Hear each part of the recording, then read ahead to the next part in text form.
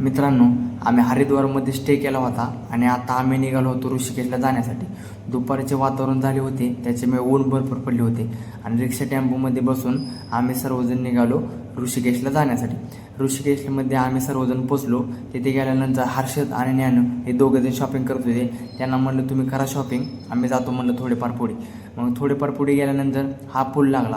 मित्रांनो, हा पूल आहे, हा नवीनच पूल आहे. 1-2 किलोमीटरचा हा पूल आहे. 2020मध्ये हा पूल बांधला आहे. ते थोडे पुढे गेल्यानंतर बघतो तर काय भरपूर आणि मुसळधार पाऊस चालू झाला. हे बघा आमचे मित्र पाटील.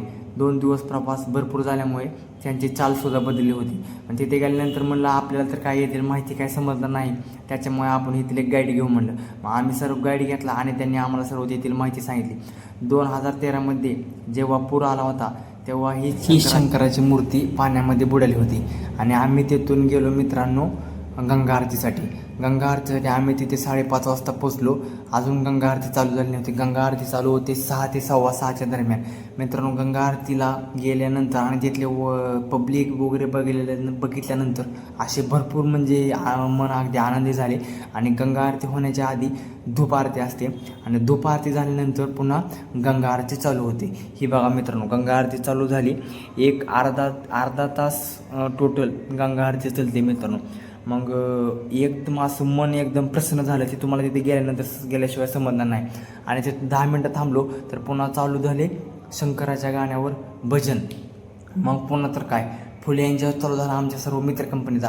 आमची बाकीची मित्र कंपनी पलीकडे होते आणि आम्ही सर्वजण इकडे होतो. आणि पुन्हा मग आमची सर्व मित्र कंपनी आली आणि आम्ही सगळ्यांनी मिळून फुल एन्जॉय केला. आणि भरपूर असे लोक होते, हे सर्वजण या भजनाचा आनंद घेत होते. कारण असं एक नंबर म्हणजे लय भारी वाटत होतं. मग तेथून आम्ही सगळेजण पुन्हा निघालो हरिद्वारला जाण्यासाठी. मग हरिद्वारला जाण्यासाठी संध्याकाळी 9 वाजता आम्हाला ट्रेन होते. त्याच्यामुळं आम्ही सगळेजण म्हणलं ही ट्रेन आहे म्हणल्यावर ट्रेनमध्ये बसून जाऊ म्हणलं. आणि मग आम्ही ट्रेनमध्ये सगळेजण बसलो आणि हरिद्वारमध्ये आम्ही पोचलो. आणि दुसऱ्या दिवशी आम्हाला भेळ करायची होती, त्यामुळे आम्ही टमाटे आणि कांदे आणि कोथिंबीर घेतली.